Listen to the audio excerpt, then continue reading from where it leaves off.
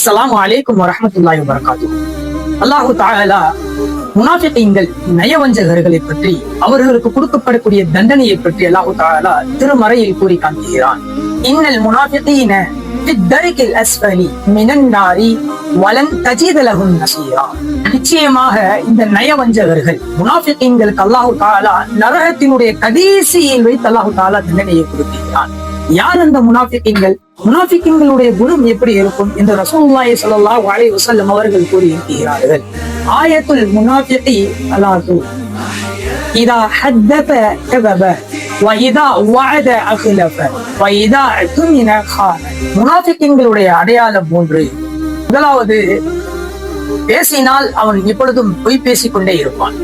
எந்த விஷயத்தை தொட்டாலும் யாரிடம் பேசினாலும் அவன் பொய் பேசிக் கொண்டே இருப்பான், அப்படிப்பட்டவன். இரண்டாவதாக, ஒருவருக்கு வாக்குறுதி கொடுத்தால் அதிலே மோசடி செய்து கொண்டே இருப்பான். ஒரு ஆட்சிக்கு வரக்கூடியவர்கள் மக்களுக்கு நான் இதை செய்து கொடுக்கிறேன் என்று வாக்குறுதி கொடுத்துட்டு ஏமாற்றுவார்கள் அல்லவா, அதை போன்று. மூன்றாவது மனிதர், நம்பினால் ஏமாற்றுவார்.